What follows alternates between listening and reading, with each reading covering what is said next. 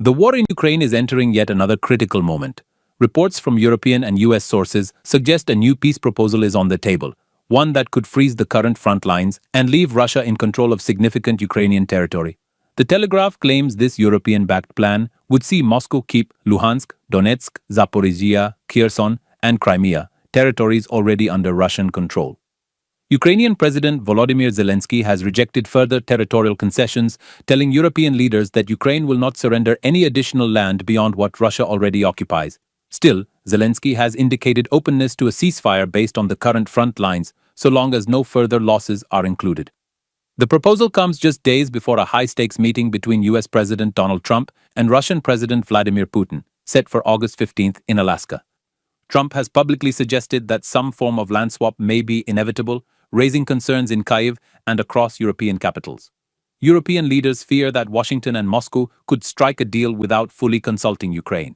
Polish Prime Minister Donald Tusk voiced both hope and apprehension, noting that US officials have promised to consult with Europe before the Alaska summit.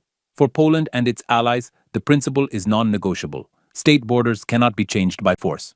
France's Emmanuel Macron and Germany's Friedrich Merz echoed this stance, warning against any peace that rewards Russian aggression.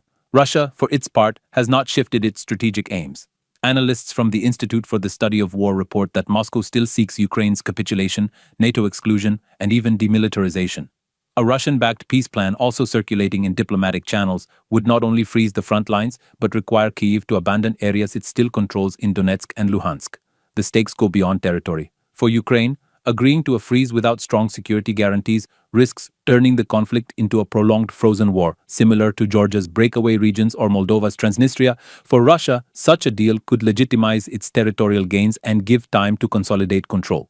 For Europe, any weakening of Ukraine's sovereignty undermines the principle of security in the entire region. The backdrop to all of this is the shifting diplomatic landscape.